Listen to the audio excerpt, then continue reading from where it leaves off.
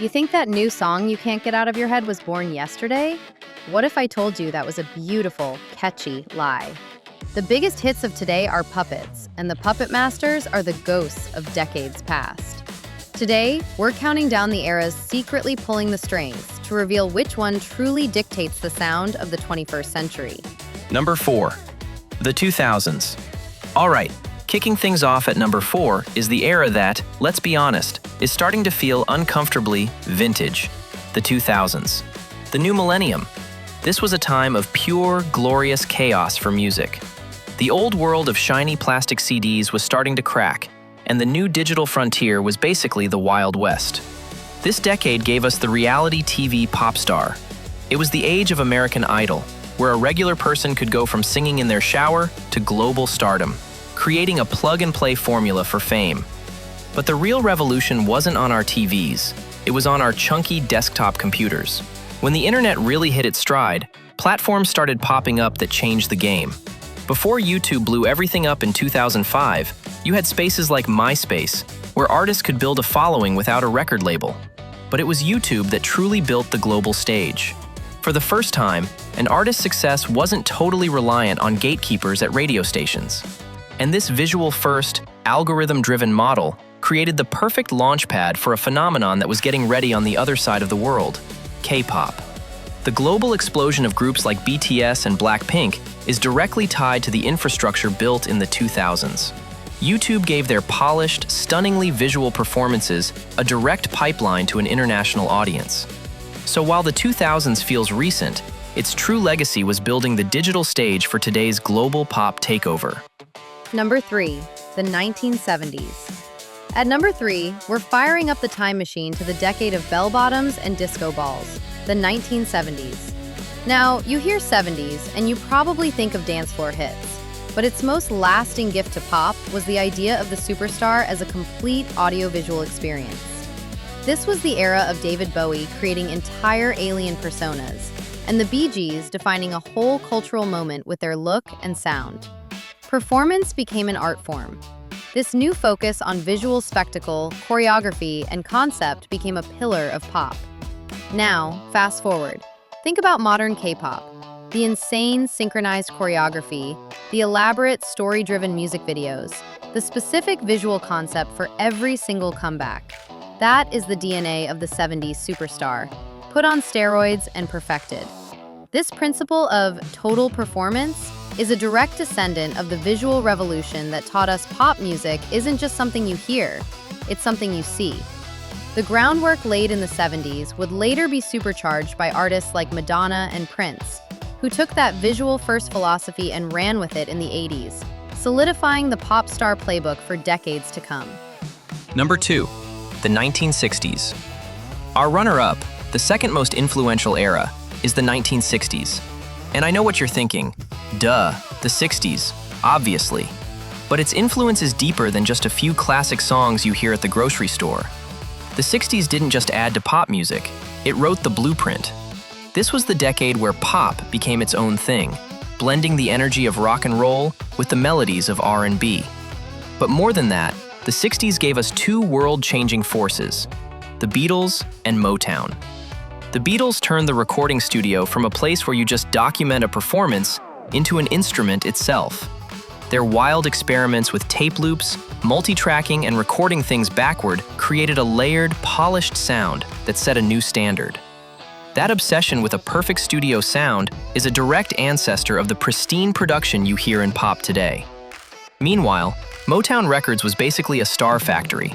They didn't just have singers, they created icons with a distinct image and fanatically devoted followers. This model of artist branding, combined with the power of radio and TV, created the promotional machine that is still used today. The 60s wrote the rule book: create an iconic brand, perfect your sound, and use mass media to conquer the world. It's a playbook that has never gone out of style. We are about to reveal the number 1 era that secretly controls the sound of today's music. And trust me, it's probably not the one you're expecting.